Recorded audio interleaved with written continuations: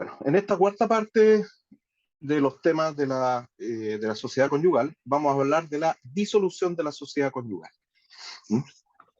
¿Qué podemos decir al respecto? La disolución de la sociedad conyugal, en muchos casos, es paralela al término del matrimonio. Porque obviamente, cuando termina el matrimonio, tema que ya se vio en derecho de familia, y que el matrimonio que puede terminar por varias causales, las más obvias, por muerte de uno de los cónyuges, por divorcio, por nulidad, por muerte presunta también. Así que ahí la muerte la tenemos como una cuestión clara. Pero también, además de las sentencias de divorcio y de nulidad de matrimonio, podemos encontrarnos con una sentencia de separación de bienes, que será el caso en que la mujer solicite al tribunal el término del régimen. La mujer puede pedir esto, solamente no lo puede pedir el marido, y en este caso lo que sucederá es que quedará el juez determinar que quedan separados de bienes, pero el matrimonio no termina por ello. También podría ser caso de separación convencional, es decir, que ambos cónyuges se pongan de acuerdo en poner término al régimen y reemplazar el régimen de sociedad conyugal por otro, como puede ser el de separación total de bienes o el de participación en los gananciales. Así que ahí están los casos, muchos de ellos coinciden con el término del matrimonio, pero otros no coinciden con el término del matrimonio, a tenerlo en cuenta, puesto que en el Código Civil original esto no era así, ya que no existían otros regímenes, como el de separación total o participación en los gananciales, y la única forma de poner término a la sociedad conyugal era por muerte de los cónyuges o una sentencia de divorcio que existía antiguamente, el divorcio sin separación del vínculo, que implicaba que podía ser temporal o permanente, y que implicaba también el término de la sociedad conyugal. Pero antiguamente, recordarán ustedes, no existía la disolución del vínculo y las personas debían seguir casadas, hasta que la jurisprudencia aceptó la nulidad de matrimonio allá por los años 30 del siglo pasado. Pero eso es historia. Vamos a los requisitos del pacto de separación total de bienes. En este caso se trata de que los cónyuges se ponen de acuerdo para cambiar el régimen. Recuerda que aquí hay una regla que es fundamental, y es que los cónyuges, estando casados en sociedad conyugal, pueden cambiarlo a otro de los dos regímenes existentes en Chile, sin embargo no pueden volver a la sociedad conyugal nunca más. Este es un camino por el cual no se puede retroceder. Y vamos a ver entonces que siendo un pacto, esto es un acto jurídico. Y recordarán que los requisitos de existencia del acto jurídico son voluntad o consentimiento, en este caso consentimiento, objeto, causa y solemnidades. Este pacto de separación total de bienes, por tanto, es un acto jurídico solemne. Vamos a ver ahora en la siguiente diapositiva en qué consiste la solemnidad. Así que, otra cosa obvia, el pacto de separación tiene que ser durante el matrimonio, pero más que durante el matrimonio, nuevamente se aplica aquí la observación que hicimos clases anteriores respecto del cambio que ha habido ahora, porque más que durante el matrimonio tiene que ser durante la vigencia de la sociedad conyugal, no durante el matrimonio, porque podría haber matrimonio sin sociedad conyugal. Antiguamente no era así, hoy en día es así. Después dice ahí cónyuges mayores de edad. Aquí tenemos nuevamente otra modificación, otra simplificación de la legislación producto de el reciente cambio legal que establece que el matrimonio no puede contraerse antes de los 18 años. No pueden existir cónyuges menores de edad. Todos siempre van a ser mayores de edad, así que este requisito realmente no hay ni que mencionarlo. Es un acto jurídico como cualquier otro y requiere que las personas sean plenamente capaces de realizarlo. Ahora, ¿qué se puede hacer? Ir de sociedad conyugal a separación total, de sociedad conyugal a participación en los gananciales, pero también se puede ir de total a participación en los gananciales o de participación en los gananciales a separación total de bienes. Aunque no todas estas posibilidades están contempladas en la ley, sin embargo, la doctrina de jurisprudencia es tan clara en que cualquiera de estas combinaciones es posible. El único caso en que no se puede es volver a sociedad conyugal. Vamos a las características de este pacto. Recordemos, estamos ante un acto jurídico bilateral que requiere dos partes o personas que además deben estar vinculadas por el matrimonio y que además deben estar vinculadas por un matrimonio en que rija la sociedad conyugal actualmente. No cualquiera puede pactar separación total de bienes. Dos personas solteras no pueden pactar separación total de bienes, no tendría sentido, ¿no es cierto? Así que tendríamos que son elementos de la esencia específicos, especiales de este acto jurídico tan característico. ¿Qué podemos decir? Primero que es solemne. Es tan solemne como lo sería la compraventa de un inmueble, como sería el otorgamiento de un testamento, etc. Vamos a ver después en qué consiste la solemnidad con detalle. No puede perjudicar derechos de terceros, porque es muy fácil, mediante el simple expediente de separarse de bienes, distraer bienes para evitar que terceros pudiesen hacer efectivos sus créditos sobre alguno de ellos. Los bienes sociales dejan de ser sociales y de ser responsables de las deudas que ha contraído el marido, podrían pasar a la mujer. Y la mujer ya no sufriría menoscabo frente a la acción de terceros. Así que cuidado, vamos a ver en qué consiste esta frase, no puede perjudicar. Es irrevocable, aquí no procede o no procede la resiliación, como sí es posible los actos jurídicos bilaterales de carácter patrimonial, en que las partes pueden, como dice el código, consentir en darla por nula, esto darla por nula, entre comillas, puesto que en realidad no sería nulo el asunto. Bueno, aquí no se puede, aquí no puedes arrepentirte. Esto es característico de los actos de familia. Lo mismo sucede con el matrimonio, no es revocable por acuerdo a las partes. Lo mismo sucede con el reconocimiento de un hijo, que es un acto jurídico unilateral irrevocable. No puedes arrepentirte de haber reconocido un hijo, no sé, porque lo viste y lo encontraste feo, por ejemplo, y eso sería feofobia, entre paréntesis. No es susceptible de condición, plazo, modo, como es natural en los actos que, como este, no siendo estrictamente derecho de familia, aun cuando es patrimonial, sí está fuertemente ligado al derecho de familia. Así que, al igual que en el matrimonio, en que no te puedes casar bajo condición, plazo, modo, aquí tampoco puedes separarte totalmente de bienes bajo condición suspensiva resolutoria, plazo suspensivo resolutorio, o bajo un modo. Es puro y simple. Así que no hay elementos accidentales. ¿Qué podemos decir de la primera característica, que es el de la solemnidad? Primero que debe pactarse por escritura pública. Pero aquí la solemnidad es doble, porque no solo debe hacerse por escritura pública, es decir, deben ambos cónyuges concurrir a una notaría otorgando la correspondiente escritura pública en que acuerdan separarse totalmente de bienes.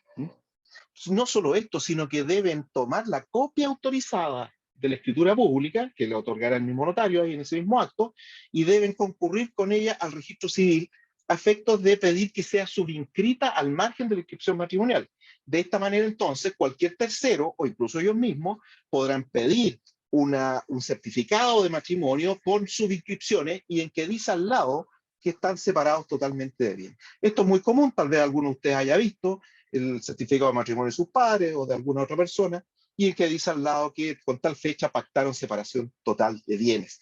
Aquí lo importante, por cierto, no solo es importante para las partes que concurran a esto, ya que se acaba el régimen, se acaba el usufructo de los frutos de bienes propios en favor de los bienes sociales, se acaba aquello de que los bienes del marido, los bienes sociales responden por las deudas que ha contraído el marido, se acaba completamente, sino que también es importante respecto de terceros.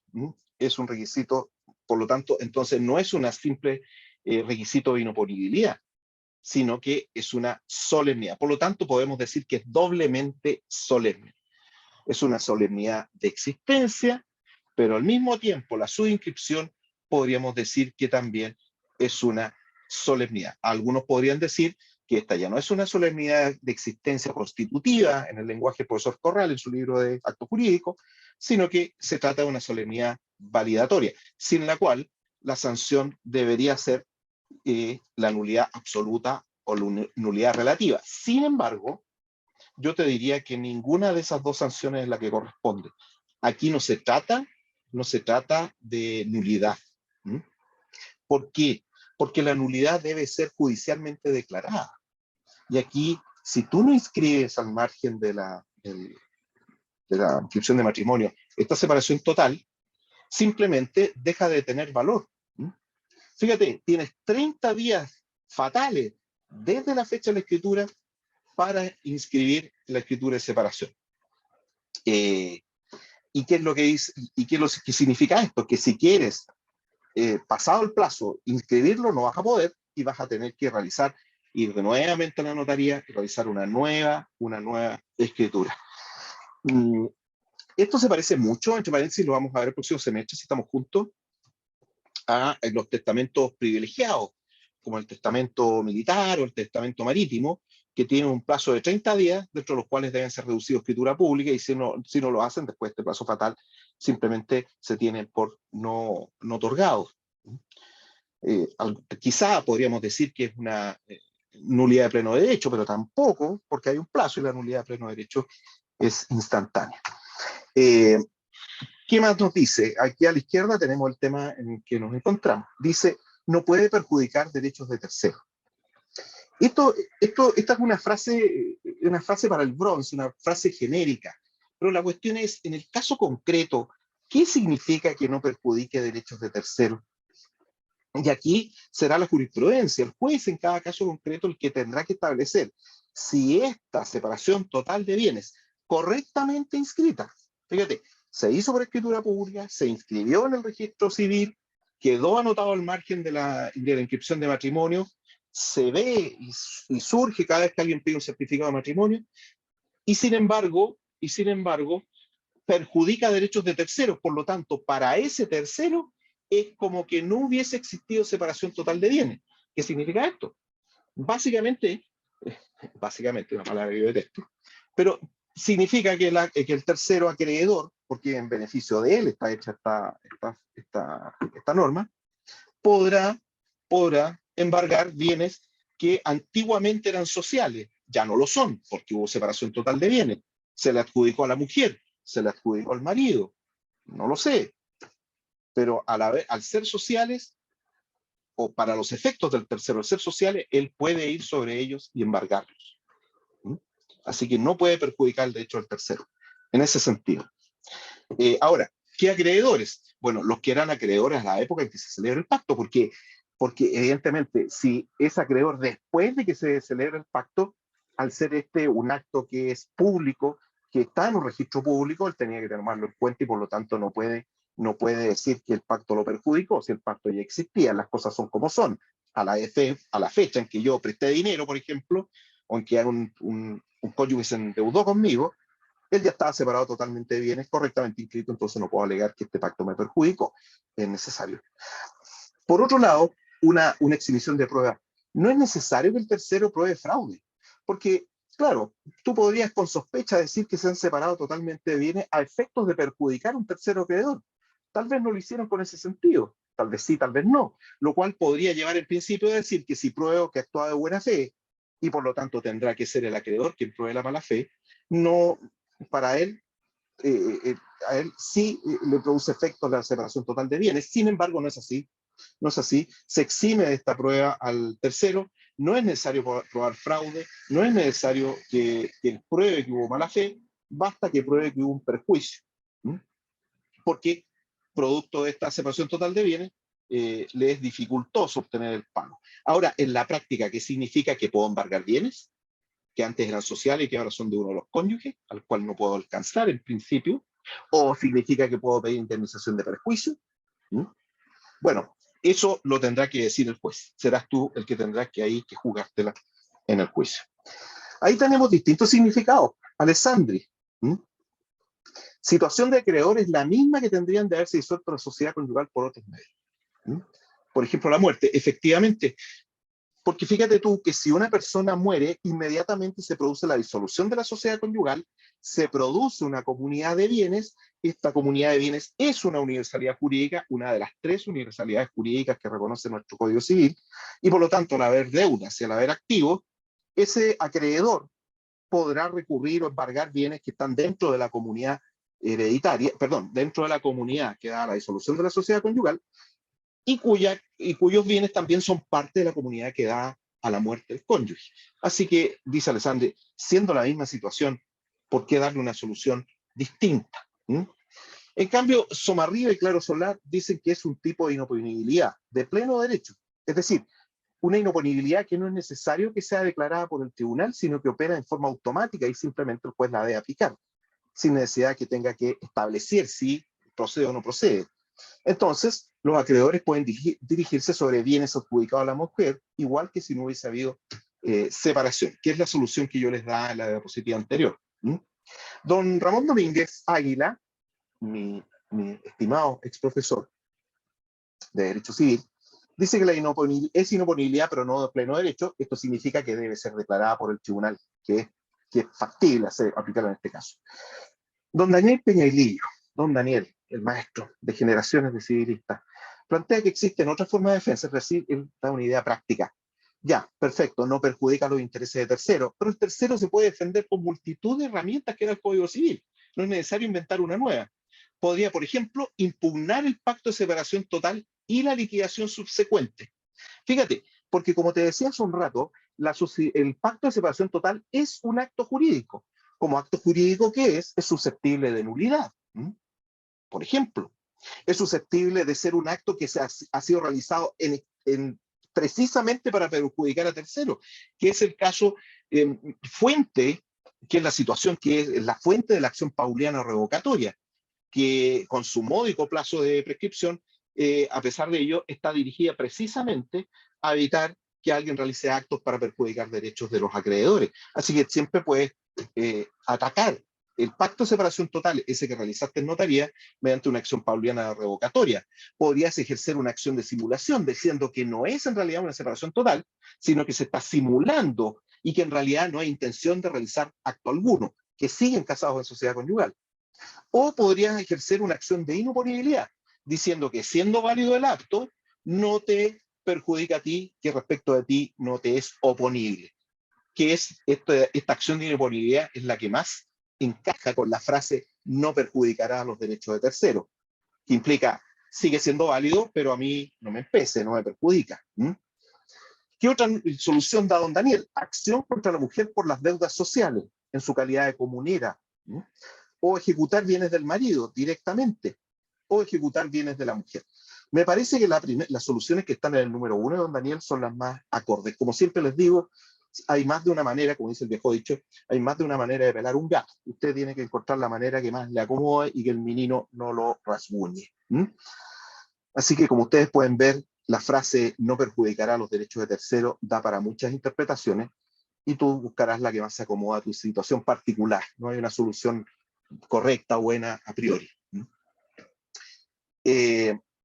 Bien, ¿puede resiliarse el pacto de separación de bienes? Antes se discutía si es que se podía o no se podía. Hoy en día queda claro que no. Yo les dije hace un rato, el acto es irrevocable, las partes no pueden resiliarla, porque de hacerlo así significaría que por el término de la sociedad conyugal terminan sus problemas económicos, aquello que los llevó a hacerlo, y podrían volver. No, aquí se requiere permanencia del tiempo. Otro problema, ¿se puede pasar de sociedad conyugal a separación total de bienes? Sin duda, pero la cuestión es, ¿se puede de separación total de bienes pasar a participación en los gananciales? Como la ley no lo prohíbe y estando insertos acá en este tema en derecho privado, obviamente sí se puede, creo que aquí no habría problema. Continuamos entonces con la última característica. No es susceptible de condición, plazo o modo.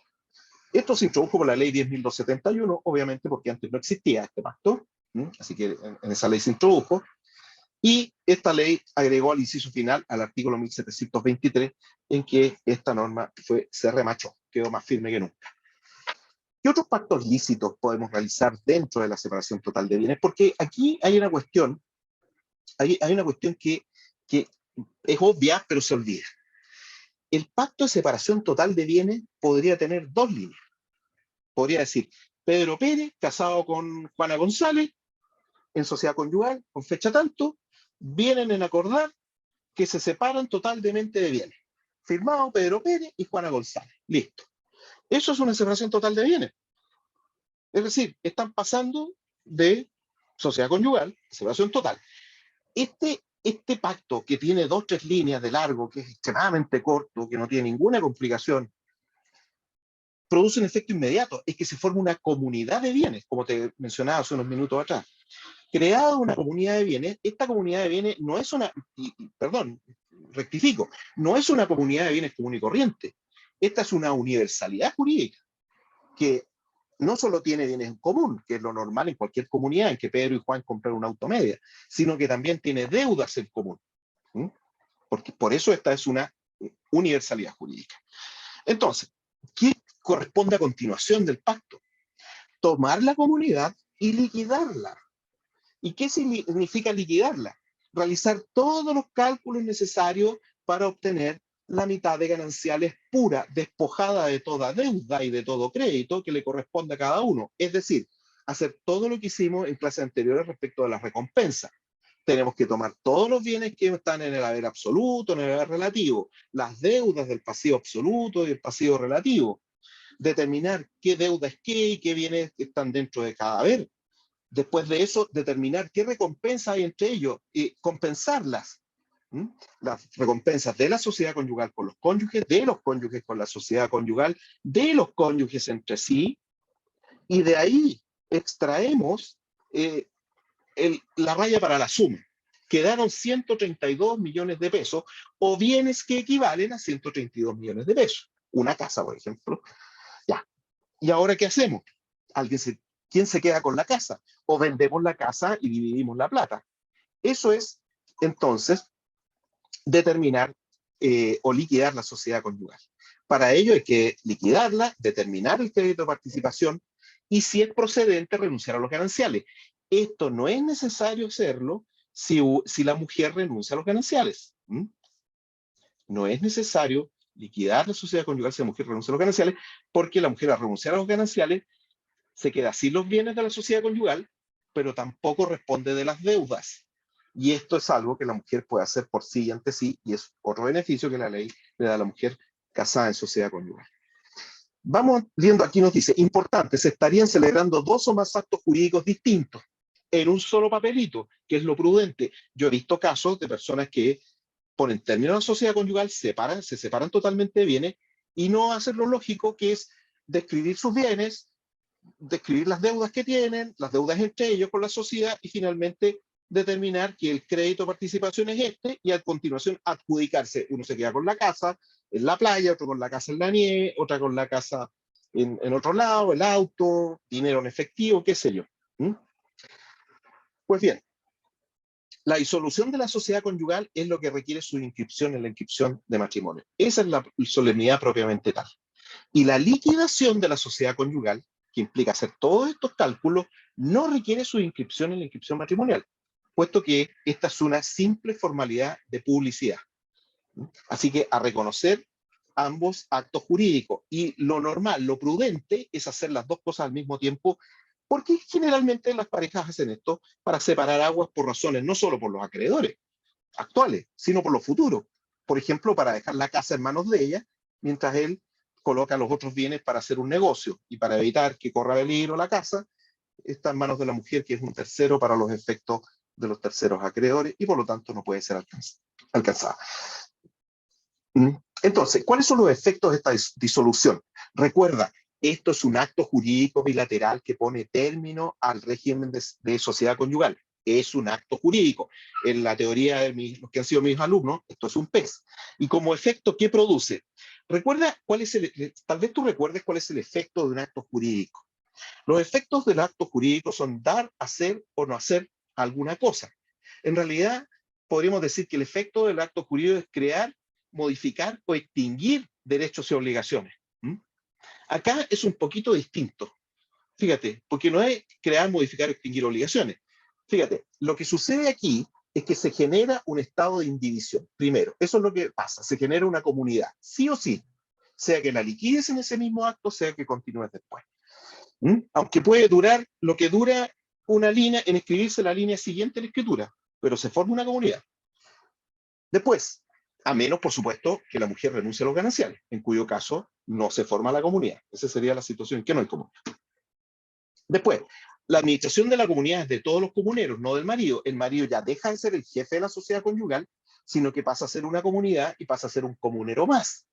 Que, entre paréntesis, es lo mismo que le pasa al marido cuando muere la cónyuge, porque de ser jefe de la sociedad conyugal y administrar los bienes muebles con entera libertad y los inmuebles con autorizaciones de la mujer, al morir la mujer, el marido pasa a ser un comunero más y tiene que pedirle permiso para todo a los otros herederos. Después, queda fijado el activo y pasivo social, puesto que las nuevas deudas y los nuevos bienes que se adquieran ya no se entienden parte integrante de la sociedad conyugal, ni del haber, y las nuevas deudas no se entienden parte del pasivo. Ya no existe pasivo, desaparecen los haberes y solo queda una masa de bienes y un conjunto de deudas. Ahora, cuidado, la presunción que hablábamos el otro día, de que cualquier bien que se adquiera a título oneroso después de disuelta la sociedad conyugal se entiende adquirido con bienes de la sociedad conyugal. Esto a tenerlo en cuenta, es una presunción legal, pero hay que tener cuidado con ella. Cesa el derecho de goce de la sociedad sobre los bienes de los cónyuges. Se acordarán que los bienes propios de los cónyuges, los frutos de los bienes propios, pasaban automáticamente, administrados por el marido, por cierto, que explotaba tales bienes, pasaban al haber absoluto de la sociedad conyugal. Esto ya no existe, ahora los frutos de los bienes propios pasan a entrar al patrimonio personal de ambos cónyuges y no entran a la masa de la comunidad hereditaria.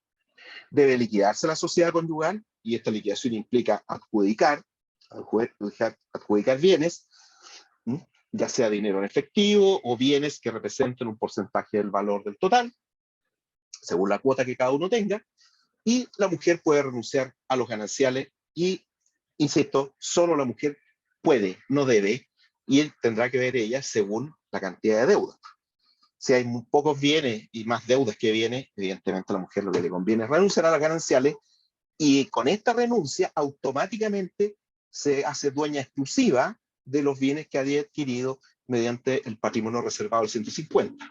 En cambio, se aceptan los gananciales, se unen los bienes del patrimonio reservado, se unen al haber social y van a ser parte de la comunidad. La mujer tendrá que decidir según lo que más le convenga, según el equilibrio entre deudas y activos que tenga ella y que tenga la sociedad conyugal. Así que aquí están los efectos de cada uno de estos en detalle. Creo que ya lo hemos mencionado, así que voy rápidamente. Una frase que me encanta, porque dice: marido vive como dueño y muere como socio. Marido administra la sociedad conyugal mientras ésta esté vigente, pero al disolverse, los bienes pasan a ser administrados por todos los comuneros. Esto es como cuando termina el periodo presidencial del presidente de la República. De ser el presidente de la República pasa a ser un ciudadano común y corriente. De ser diputado pasa a ser un ciudadano común y corriente y tiene que trabajar. Bueno, no digo más. Consecuencias: si el marido grava o enajena bienes, ellos serían inoponibles a la mujer. Esto es lo que sucede, por ejemplo, con los bienes muebles propios de la mujer. Los bienes muebles propios de la mujer los puede enajenar el marido, ¿no es cierto? Pero si lo hace terminada la sociedad conyugal, ya no está vendiendo cosa ajena. Está vendiendo cosa ajena. ¿Qué más? Al momento de la disolución queda fijado el activo y el pasivo social. El activo no puede crecer y el pasivo no puede crecer. Es el pasivo que había, el activo que existía al momento instante preciso en que esto ocurrió. Así que todo lo que venga después ya es harina de otro costal. Eso pasa a los activos y pasivos personales de cada uno de los cónyuges. Cada uno de ellos verá. Por ello entonces, que si la mujer, por ejemplo, disuelta la sociedad conyugal, contrae una deuda en el banco, esa deuda es personal de ella y el marido no podrá ser demandado, porque lo hizo después. Así que cuidado con eso, hay que tener cuidado con las fechas entonces, y por eso un abogado de banco siempre está pendiente del certificado de matrimonio y de las anotaciones que hay ahí, para efecto de saber, para efecto de calcular cuál es el crédito que tiene esa persona, para efecto de concederle un préstamo, por ejemplo, un préstamo de consumo. Los frutos naturales y ahora los frutos civiles pertenecen a cada uno de ellos. El único problema que se puede dar es respecto de esos frutos que están pendientes, que no están percibidos antes y se perciben después de la disolución. O esos frutos civiles que se perciben día a día, semana a semana o mes a mes, dependiendo del tipo, pertenecerán al usufructuario día por día, los civiles. En cambio, los naturales, cuando son percibidos. ¿Qué es la liquidación de la sociedad conyugal ahora? Somarría nos da una definición. La idea de liquidar la sociedad conyugal es ver si efectivamente existen gananciales. Puede suceder que no existan esto. Si existen gananciales, entonces mitad y mitad. Puede existir un tremendo patrimonio social conyugal y sin embargo las deudas ser tantas que en realidad no hay nada que no hay nada que distribuir, solo deudas que pagar. Ahora, las deudas están a plazo, no hay que pagarlas de inmediato en ese momento, pero va a haber que seguirlas pagando. Y aquí tiene sentido entonces aquello de que la separación total de bienes no puede perjudicar a terceros, porque si la deuda fue contraída bajo sociedad conyugal, el tercero no le impese que se haya separado de bienes y siempre podrá embargar al marido, aun cuando haya sido la deuda en beneficio de la mujer, como veíamos las excepciones del pasivo. ¿Qué otra cosa más? La ley no obliga a liquidar inmediatamente. Esto puede ser un problema. Antiguamente tampoco la ley obligaba a subinscribir, entre paréntesis. Eso no lo mencioné hace un rato respecto a la solemnidad. Y si no obligaba a subinscribir, lo que sucedía es que muchos cónyuges realizaban el pacto de separación total en la notaría, pero no lo inscribían en el registro civil. Y así, cuando llegaba el momento de aprovecharse de esta separación total de bienes, surgía como un soldado de estos que se ponen ramos en los cascos, de repente surgía a la orilla del camino, surgía ¡tac! El pacto de separación y se le oponía al tercero. Y ahí es cuando tenía que alegar inoponibilidad por falta de publicidad. Por eso es que se estableció la obligación de subinscribir con el plazo fatal de 30 días. Ahora, no hay obligación de liquidar. Yo conozco matrimonios que se divorciaron hace 20 años y todavía no liquidan la sociedad conyugal. En este caso, la sociedad conyugal terminó no por pacto, sino que terminó por divorcio, en el ejemplo que te estoy dando. Y sin embargo, aún no liquida la sociedad conyugal, porque la liquidación procede por pacto de separación, pero también procede la liquidación por muerte de uno de los cónyuges, liquidación por divorcio de los cónyuges, liquidación por nulidad del matrimonio de los cónyuges. Siempre tiene que haber liquidación al final, si no se forma un enredo. Así que hay que hacerlo pronto. Estas parejas que yo conozco no lo han hecho. ¿Qué debe hacerse para liquidar la sociedad conyugal? Ahí tienes los pasos. Yo te pido que te sepas los pasos, no te voy a pedir el detalle de cada uno de ellos y eso se refleja en el sílabus del curso. ¿Por qué la mujer puede renunciar a los gananciales? Para defenderla de una mala administración del marido. Ese es su único camino de defensa. Cuando lo puede hacer, ya lo vimos en familia, en las capitulaciones matrimoniales, después de disuelta la sociedad conyugal, siempre y cuando sea mayor de edad, lo cual ya no procede, siempre es mayor de edad. Y por último, sus herederos con autorización judicial, pero esto en el caso de que se trate